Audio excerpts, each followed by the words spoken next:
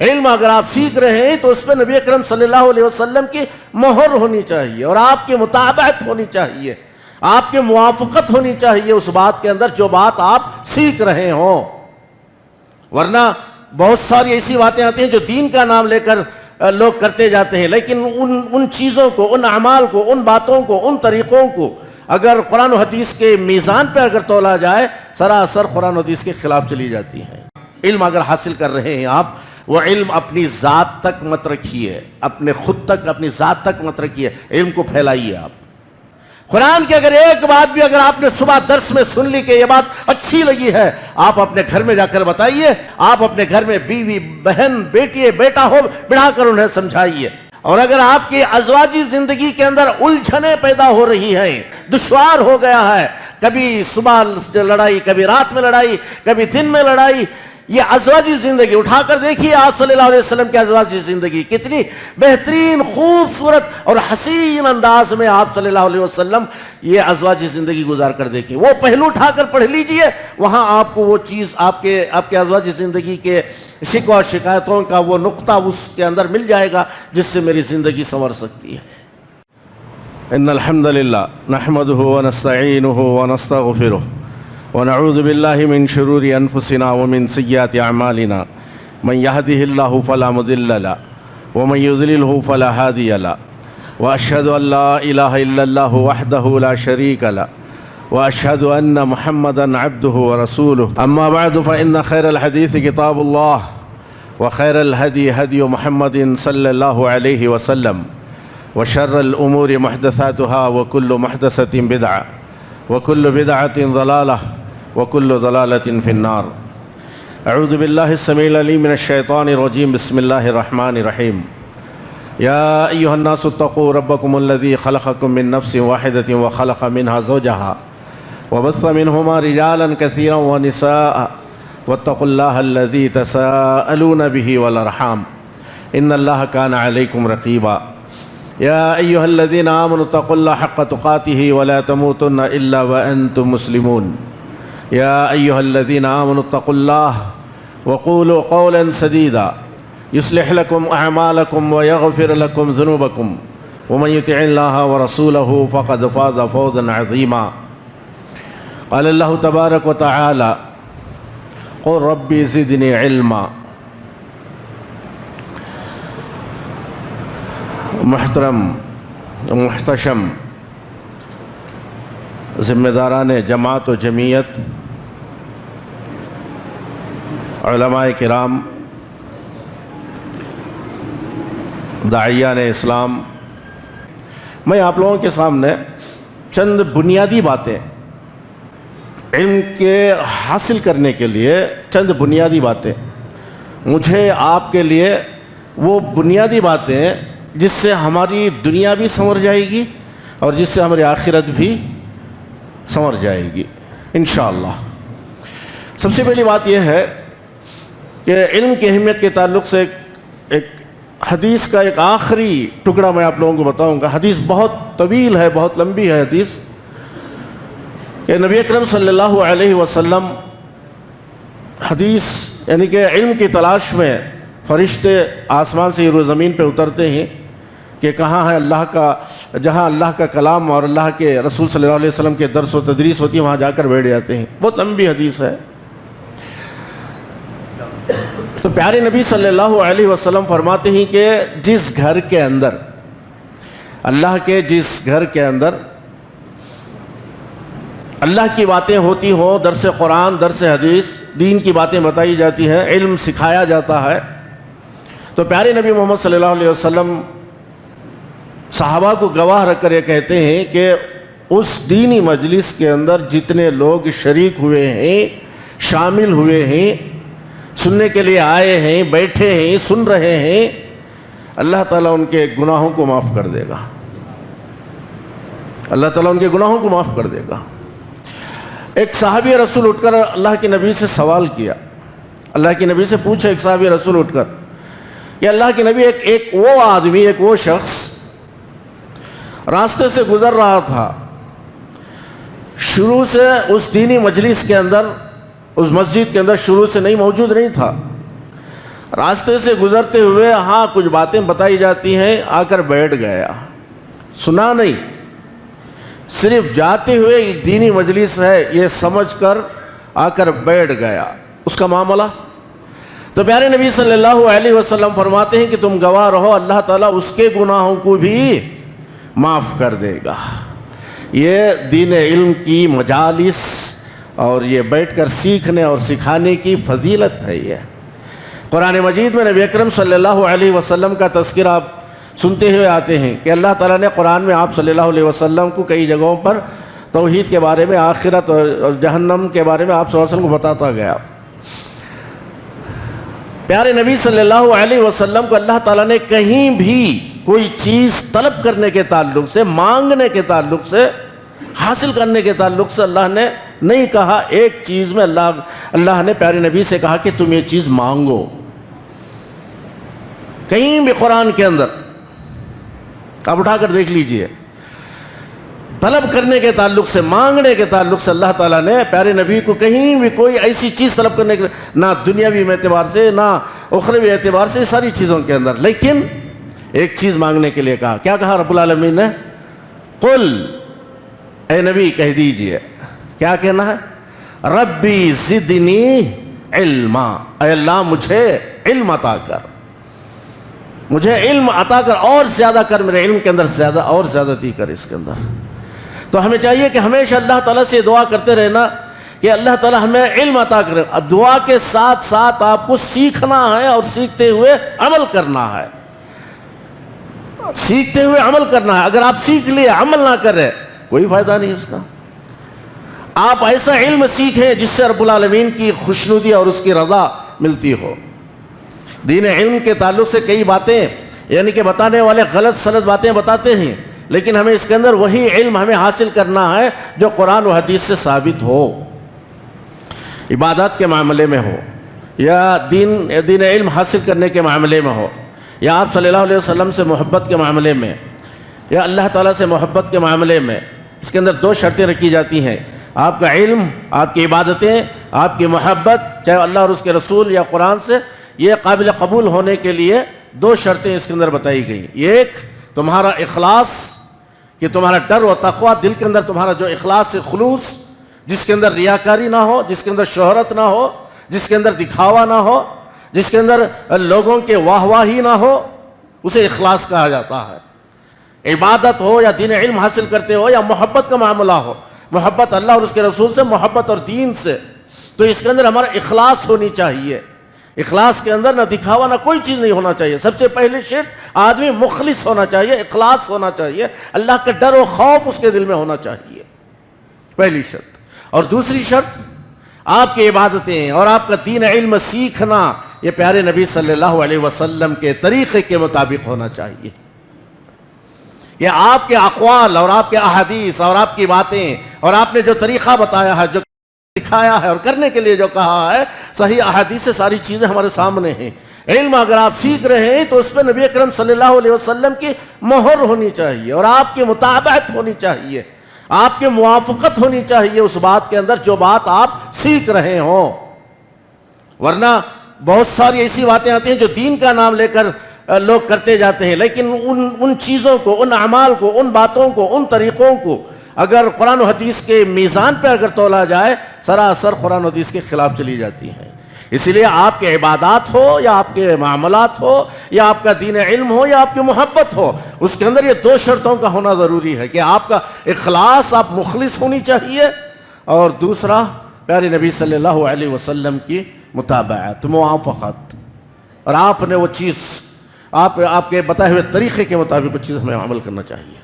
آئیے چند باتیں آپ لوگوں کے سامنے جو واضح کرنی ہے کہ دین علم حاصل کرنے کے لیے ہم ایک نیت کر لیں، ان پوائنٹوں کو میں نیتوں کے اندر بتاتا ہوں۔ ہم یہ نیت کر لینا چاہیے کہ دین علم حاصل کرنے کے لیے یا پیارے نبی صلی اللہ علیہ وسلم کی سیرت آپ اس نیت سے حاصل کیجئے، دین علم اور پیارے نبی صلی اللہ علیہ وسلم کی سیرت طیبہ اس نیت سے حاصل کیجئے کہ مجھے اللہ تعالیٰ کا تقرب حاصل کرنی ہے، مجھے اللہ کے قریب، مجھے اللہ کی محبت حاصل کرنی ہے، اللہ مجھ سے محبت کرے اور آپ اللہ سے محبت کریں۔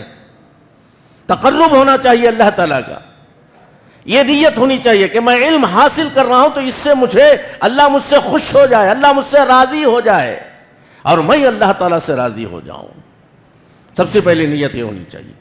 آئیے دوسری نیت اس کے اندر اس بات بتائی جاتی ہے کہ قرآن کا علم ہو یا دین اسلام کا علم یا سیرت کا علم, جتنا آپ علم حاصل کرتے جائیں گے, اللہ کے تعلق سے معلومات حاصل کرتے جائیں گے, اتنا آپ کے دل کے اندر ڈر و خوف زیادہ ہوتا جائے گا, پیدا ہوتا جائے گا, متقی بنتے جائیں گے آپ, تقوی پرست بنتے جائیں گے آپ. تو دوسری نیت یہ ہونی چاہیے کہ میں اس نیت سے میں دین علم حاصل کروں, اس نیت سے میں سیرت نبی کا علم حاصل کروں کہ مجھے اللہ تعالیٰ کی خشیت میں اور زیادتی میرے دل کے اندر وہ چیز پیدا ہو, خشیت, اللہ کا ڈر و خوف اور اللہ کا تقوی میرے دل کے اندر مزید پیدا ہو. اس نیت سے آپ علم حاصل کیجئے, کیونکہ قرآن مجید کے اندر اللہ تعالیٰ نے علم حاصل کرنے والوں کا ایک وصف بتایا ہے, ایک صفت بتائی ہے, انما یخشی اللہ من عبادہ العلماء. اللہ تعالیٰ سے ڈرنے والے کون؟ علماء. علماء کون؟ دین علم حاصل کرنے والے متقی جو پرہیزگار ہوتے ہیں. تو اللہ نے یہ وصف قرآن کے اندر بیان کر دیا کہ اگر آپ دین علم حاصل کرتے ہیں اس نیت سے کہ میرے دل کے اندر اللہ کا ڈر ہونی چاہیے, میں برائیوں سے بچنا ہے, مجھے نافرمانیوں سے بچنا ہے, مجھے معاصی سے, ذنوب اور گناہوں سے باز آنی ہے, اس نیت سے آپ حاصل کیجئے تاکہ تمہارے دل کے اندر ڈر, خوف ایسا پیدا ہو کہ آپ کا قدم کبھی برائی کی طرف آگے نہ بڑھے. اللہ کا ڈر تمہارے دلوں کے اندر پیدا ہونا چاہیے. یہ دوسری چیز ہے. اب آئیے تیسری چیز اس کے اندر, دنیا کے اندر ہم بہت سارے علوم حاصل کرتے ہیں, کس لیے؟ تاکہ دنیا کے اندر ترقی ملے, دنیا کے اندر مقام ملے, دنیا کے اندر میرا ایک مقام اونچا ہو, بلندیوں پر میں جا پہنچ سکوں, میں دنیاوی علوم حاصل کرتے ہوئے میرا ایک نام ہو جائے, میں ایک نامور انسان بن کر میں زندگی گزاروں.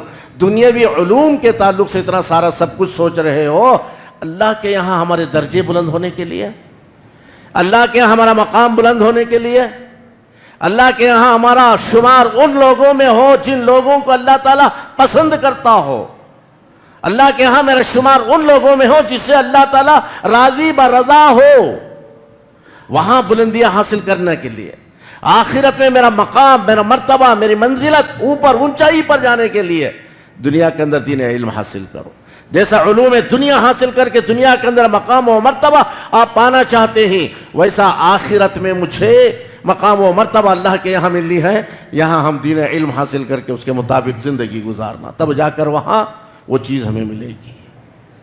جیسے کہ قرآن کے تعلق سے بتایا گیا کہ آپ جتنا زیادہ قرآن پڑھتے جاؤ گے, جتنا زیادہ قرآن آپ یاد کرتے جاؤ گے, کل قیامت کے دن آپ کو کہا جائے گا پڑھتا جا اور تم اپنی منزل کی طرف چلتا جا, جہاں تیری آخری آیت یا تیری آخری کلمات ہوں گے وہاں تیری منزل رہے گی.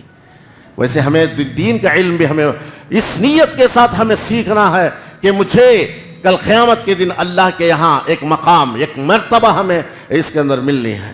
یہ تیسری چیز بھی. آئیے چوتھی چیز اس کے اندر ہمیں بتایا جاتا ہے کہ پیارے نبی, دین کے محاسن, یعنی کہ دین کی بہت ساری خوبیاں ہیں, دین کی بہت ساری خوبیاں ہیں, محاسن اسلام جسے کہا جاتا ہے, خوبیاں ہیں. ان خوبیوں کو دیکھ کر غیر مسلم اسلام کے اندر داخل ہوتے ہیں, خود پڑھتے ہیں, اس کی خوبیوں کے اندر داخل ہوتے ہوئے, جس کے اندر کبھی نکاح کے بارے میں آ جاتا ہے, کبھی وضو کے تعلق سے بتایا جاتا ہے, کبھی چھینک پر الحمدللہ جو کہتے ہیں تو اس پر اگر کہا جاتا ہے. یہ محاسن اسلام ہوتے ہیں. روزے کے تعلق سے, نماز کے تعلق سے, روزے کے اندر جو فوائد ہیں, نماز کے اندر جو فوائد ہیں, صدقہ و زکوٰۃ کے اندر جو فوائد ہیں, یہ سارے سب کچھ غیر مسلموں کے سامنے جب واضح کرتے ہیں تو ان صفات پر غور کرتے ہوئے یہ چیز ہمارے یہاں نہیں پائی جاتی ہے. کتنا بہترین نظام ہے تمہارے اسلام کے اندر, کتنی بہترین خوبی ہے تمہارے دین کے اندر, کتنی بہترین باتیں ہیں تمہارے اسلام کے اندر. یہ محاسن اسلام میں سیکھوں. اور پیارے نبی صلی اللہ علیہ وسلم کی زندگی کے وہ زاویے, پیارے نبی صلی اللہ علیہ وسلم کی زندگی کے وہ پہلو جس میں نبی اکرم صلی اللہ علیہ وسلم صبح و شام جو زندگی گزارتے تھے, آپ کا صبح کیسے ہوتی تھی اور آپ کی شام کیسے گزرتی تھی, آپ کی ظہر اور عصر کیسے گزرتے تھے, دن و شام, شب و روز آپ صلی اللہ علیہ وسلم کے کیسے گزرتے تھے, اس کا علم حاصل کریں ہم. دیکھیے پیارے نبی صلی اللہ علیہ وسلم کی سیرت کو جتنا زیادہ آپ پڑھتے جائیں گے، جتنا زیادہ پڑھتے جائیں گے، اتنا زیادہ جب معلومات ہوتی ہیں تو اس سے آپ کی زندگی کا ہر مسئلہ اس کے اندر حل ہو جاتا ہے، ہر مسئلہ۔ آپ صلی اللہ علیہ وسلم کی زندگی کے کئی پہلو ہیں، کئی زاویے ہیں۔ ازواجی زندگی آپ نے گزاری، بچوں کے ساتھ آپ کے معاملات تھے، مہمانوں کے ساتھ آپ کے معاملات تھے، غیروں کے ساتھ آپ کے معاملات تھے، اپنوں کے ساتھ آپ کے کیسے معاملات تھے، رشتہ داروں کے ساتھ آپ کیسے ملتے تھے، مسافروں کے ساتھ آپ کے کیا معاملات، کیسے آپ برتاؤ کرتے تھے، جنگ میں آپ کی کیا تدابیر رہتی تھی، کیا قوانین رہتے تھے آپ کے، جنگ کے تعلق سے کیا اصول اور کیا ضابطے آپ صلی اللہ علیہ وسلم بتائے ہیں، یہ سب آپ کی سیرت میں مل جاتے ہیں۔ اور اگر آپ کی ازواجی زندگی کے اندر الجھنیں پیدا ہو رہی ہیں، ازواجی زندگی میری ایک گھٹن طریقے سے گزر رہی ہے، دشوار ہو گیا ہے، کبھی صبح لڑائی، کبھی رات میں لڑائی، کبھی دن میں لڑائی، یہ ازواجی زندگی اٹھا کر دیکھیے آپ صلی اللہ علیہ وسلم کی ازواجی زندگی کتنی بہترین، خوبصورت اور حسین انداز میں آپ صلی اللہ علیہ وسلم یہ ازواجی زندگی گزار کر دیکھیے۔ وہ پہلو اٹھا کر پڑھ لیجئے، وہاں آپ کو وہ چیز آپ کے ازواجی زندگی کے شکوہ اور شکایتوں کا وہ نقطہ اس کے اندر مل جائے گا جس سے میری زندگی سنور سکتی ہے۔ رشتہ داروں کے اندر دراڑیں پڑی ہوئی ہیں، رشتہ داروں کے اندر تنازع چل رہا ہے، رشتہ داروں کے اندر میل ملاپ نہیں ہے، رشتہ داروں کے اندر دوریاں آئی ہیں، حسد و کینہ، بغض اور جلن کی وجہ سے رشتہ داری دور ہو رہی ہے۔ آپ صلی اللہ علیہ وسلم کو چیپٹر اٹھا کر دیکھیے جس میں آپ نے رشتہ داروں پر اپنا نرم پہلو، اور آپ کتنے نرم مزاج تھے اور آپ کا دل کتنا نرم تھا اپنے رشتہ داروں کے لیے، سگے رشتہ داروں سے آپ نے کیسی کیسی تکلیفیں برداشت کی، لیکن زبان سے اف تک آپ صلی اللہ علیہ وسلم نے نہیں کہا۔ وہ سارا چیپٹر اس کے اندر مل جائے گا۔ ہماری رشتہ داری کو آرام سے ملا سکتے ہیں، ان کے اندر میل ملاپ، محبت، سب کچھ ان کے اندر ہم پیدا کر سکتے ہیں۔ یہ چیز ہمارے اندر آنی چاہیے۔ آئیے پانچواں پہلو اس کے اندر ہمیں سیکھنا چاہیے کہ دین اسلام کے جو محاسن ہیں، پیارے نبی صلی اللہ علیہ وسلم کو جب اللہ تبارک و تعالیٰ نے بعثت کی ذمہ داری جو آپ کو دیا ہے، آپ نے نبوت کی ذمہ داری آپ دی، تو آپ اپنی زندگی کا ہر لمحہ آپ صلی اللہ علیہ وسلم امر بالمعروف والنہی عن المنکر میں گزار دیے، کہ نیکی کا حکم دے رہے تھے، برائیوں سے روک رہے تھے، توحید کی دعوت، برائیوں سے روکنا اور نیکی کا حکم دینا، یہ سارا سب کچھ آپ صلی اللہ علیہ وسلم نے امر بالمعروف والنہی عن المنکر کے اندر آپ کی زندگی گزر گئی۔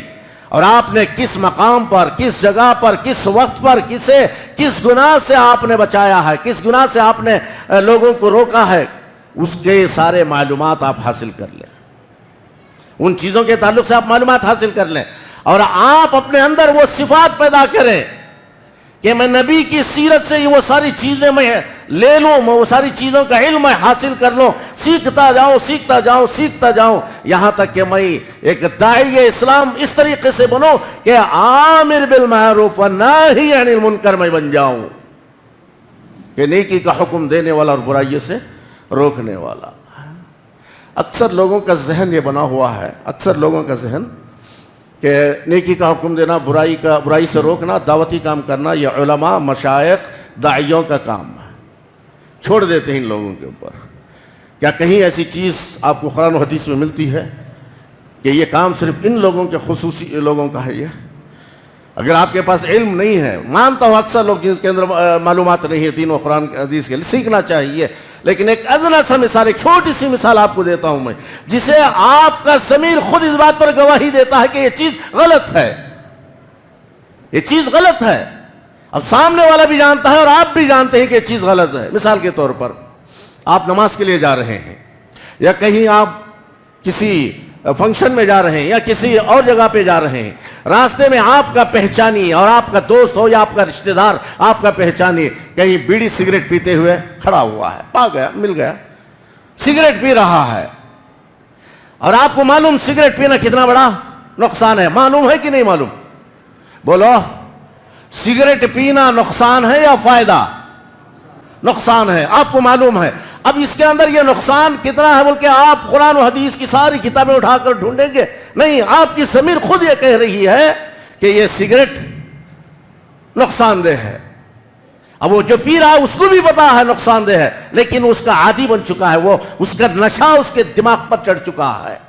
اور آپ یہاں کیا کرنا چاہیے؟ اب پیارے نبی صلی اللہ علیہ وسلم جو امر بالمعروف جو اس کام کو کیے تھے کہ مجھے نیکی کا حکم دینا ہے، آپ جا کر اپنی زبان میں، اپنے لہجے میں، اپنے انداز میں آپ اس سے کہہ سکتے ہیں کہ بھائی میرے پیارے، یہ سگریٹ جو پی رہے ہو آپ، اس سے دو نقصانات ہیں اس سے۔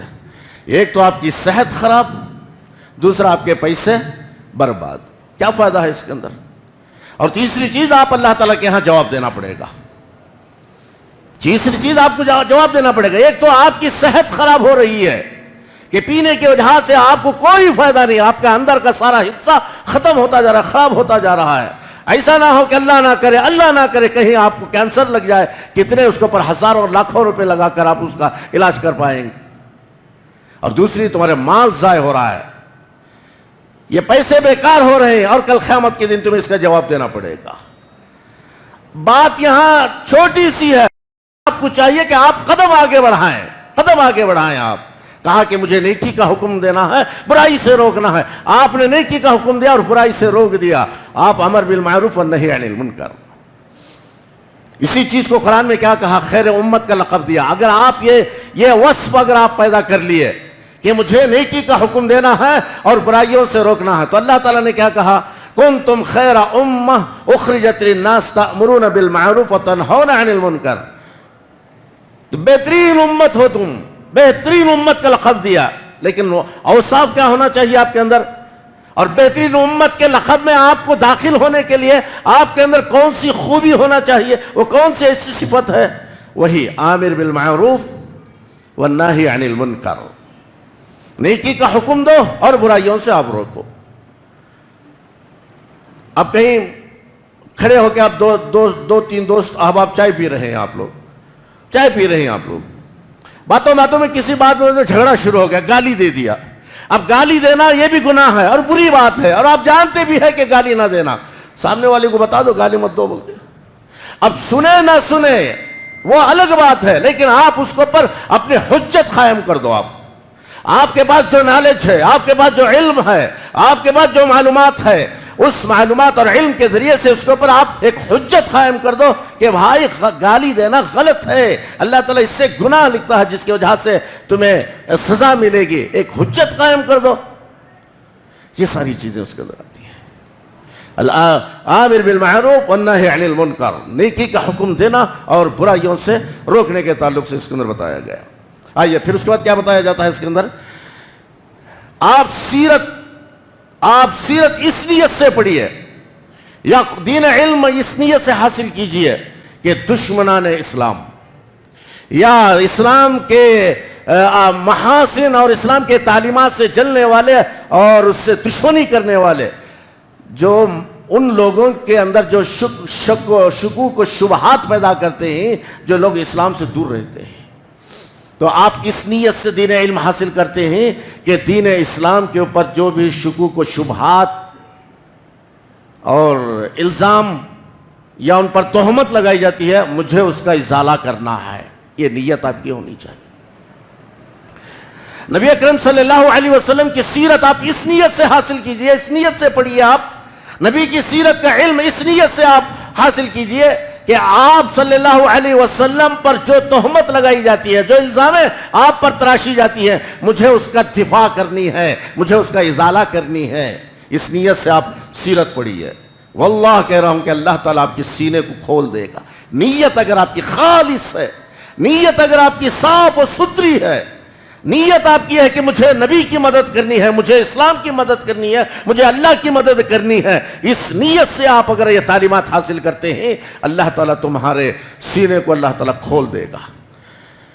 دین علم سے تمہارے سینے کو اللہ تعالیٰ منور کر دے گا، روشن کر دے گا تمہارے سینے کو۔ آپ جتنا پڑھتے جاؤ گے تمہیں اتنا علم ملتا جائے گا، اتنا علم ملتا جائے گا۔ اور یاد رکھیں، دین علم کہاں سے حاصل کریں گے؟ آپ علماء سے حاصل کیجیے، آپ خود سے نہیں۔ پڑھیے، کوئی بات اگر سمجھ میں نہیں آ رہی، عالم کے پاس رجوع کیجیے۔ اکثر نوجوان طبقہ ہمارا، معافی کے ساتھ کہتا ہوں، اکثر نوجوان طبقہ ہمارا انٹرنیٹ اور گوگل کے اندر جا کر تلاش کرتا ہے اپنے دینی مسائل، اس کے اندر جا کر تلاش کرتا اپنے دینی مسائل، کون سا صحیح علم، کون سا صحیح، اس کے اندر جو حدیث آئی ہے کون سی صحیح حدیث ہے، کس کے اقوال صحیح ہیں، کس کے اقوال غلط ہیں، اس کو کیا پتا؟ جو بات اس کے دماغ میں آئی کہ یہ صحیح ہے لے لیا، یہ بات غلط ہے، یہ بات غلط. اور یہاں تک بات یہ آئی ہمیں سننے میں، نعوذ باللہ، اللہ تعالیٰ ان لوگوں کو ہدایت، اللہ تعالیٰ انہیں ہدایت و توفیق دے کہ انٹرنیٹ اور گوگل سے اتنے گہرائی کے اندر چلے گئے ہیں. تو کہنے والوں نے یہاں تک کہہ دیا ہمیں علم حاصل کریں گے تو انٹرنیٹ سے حاصل کریں گے، علماء کی ہمیں ضرورت نہیں ہے. بتاؤ ایک بات، یہ قیامت کی نشانیاں، یہ باتیں جو نکلتی ہیں نا، یہ قیامت کی نشانیاں ہیں. قیامت کے قریب کیا نشانی بتائی گئی آپ صلی اللہ علیہ وسلم؟ کہا کہ علماء اس زمین سے اٹھا لیے جائیں گے، علم اٹھا لیا جائے گا. علم اٹھا لیا جائے گا. کیسے اٹھایا جائے گا علم؟ کسی کے سینے سے علم ایسا اٹھا لیا جائے گا؟ نہیں. علماء عالم کو اگر اٹھا لیے تو اس کے پاس جتنا علم ہے، حدیث کا، قرآن کا، میراث کا، احکام کا، تفسیر اور تشریح، سارا سب کچھ اس سے اٹھ جائے گا. علم قیامت کے قریب ہے. اور لوگ کیا کریں گے؟ روسا جاہلوں کو لا کر اپنا سردار بنا لیں گے، خود گمراہ ہوگا اور دوسروں کو گمراہ کر دے گا. نہیں، عالم کے پاس رجوع ہونا چاہیے. چاہے آپ کو کتنا ہی گہرا علم آپ گوگل سے لے لیتے ہیں، لیکن وہ صحیح نہیں ہے. آپ آئیے، بیٹھیے، آپ آ کر وہاں بیٹھ کر ان سے رجوع کیجئے، بیٹھیے، بیٹھ کر ان سے مسئلے لیجئے، احکام ان سے لیجئے علماء سے. اور جب تک آپ علماء کی صحیح رہنمائی آپ کو نہیں ملے گی، کوئی بھی مسئلہ آپ کا حل نہیں ہو سکتا. یہ چیز اس کے اندر بتائی جاتی ہے. صحابہ کرام، صحابہ میں بڑے بڑے علماء تھے، اور جو مطلب دوسرے جو چھوٹے صحابہ تھے، بڑے بڑے علماء جو صحابہ ہیں ان سے جا کر بیٹھ کر علم حاصل کرتے تھے یہ لوگ. یہ ساری چیز اس کے اندر بتائی جاتی ہے. الغرض، آئیے آخری بات اس کے اندر میں بتا کر اپنی بات ختم کر دوں.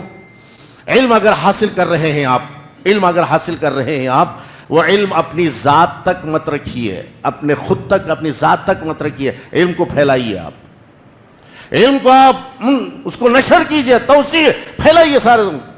قرآن کی اگر ایک بات بھی اگر آپ نے صبح درس میں سن لی کہ یہ بات اچھی لگی ہے، آپ اپنے گھر میں جا کر بتائیے آج امام صاحب سے اور مولانا سے میں نے یہ بات تفسیر کے اندر سنی جو مجھے اچھی لگی ہے. آپ اپنے گھر میں بیوی، بہن، بیٹی، بیٹا ہو، بڑھا کر انہیں سمجھائیے اور ان سے یہ کہیے کہ ان کے دوست و احباب کو بتائیں. تو ایسے علم پھیلتا جائے گا، ایسے علم پھیلتا جائے گا. اور اگر صحابہ دین علم کو اپنے حد تک، اپنی ذات تک اگر خاص کر لیے ہوتے، بولو آج اور آپ میں، بولو ہاں، تو علم کو اپنے حد تک، مطلب اس کو اپنی ذات تک اس کو خاص کر کے محدود کر کے مت رکھ دیجیے. آپ خطبہ جمعہ سن رہے ہیں، آپ جا کر اپنے دوست، وہ دوست جو تمہارے ساتھ نہیں آیا، اسے جا کر بتائیے آج میں نے جمعہ کے اندر یہ خطبہ سنا، درس کے اندر یہ بات سنی، درس حدیث کے اندر یہ بات سنی، درس قرآن کے اندر یہ بات سنی. آپ اپنے دوست و احباب اور اپنے رشتہ دار، اپنے گھر اور اپنے محلے کے لوگوں کو بتائیے. ایسے ہی علم نشر ہوتا ہے اور ایسے ہی دین پھیلتا جاتا ہے. اور جس کو بتائیں گے وہ جو عمل کرے گا اس کا اجر و ثواب بھی آپ کے پاس اس کو ملے گا اس کے اندر.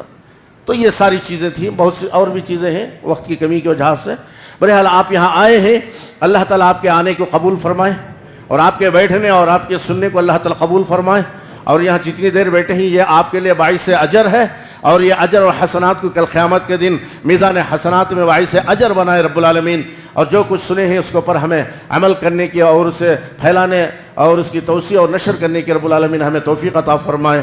میں تہ دل سے ممنون و مشکور ہوں سب سے پہلے رب العالمین کا کہ اللہ نے مجھے کچھ باتیں آپ لوگوں کے سامنے پیش کرنے کا جو حسین موقع اللہ نے عنایت کیا ہے، فللہ الحمد و شکر. پھر اس کے بعد ہم ذمہ داران جماعت و جمعیت اور آپ لوگوں کا بھی میں بہت ممنون و مشکور ہوں کہ آپ لوگوں نے مجھے یہاں موقع دیا ہے. اللہ تعالی ہمارے تمام گناہوں کو اللہ تعالی معاف کرے اور ہم سب کو کلمہ لا الہ الا اللہ محمد رسول اللہ پر قائم و دائم رکھ کر اس پر ہمارا خاتمہ ہو. آمین. وآخر دعوانا ان الحمد للہ رب العالمین. والسلام علیکم ورحمۃ اللہ وبرکاتہ.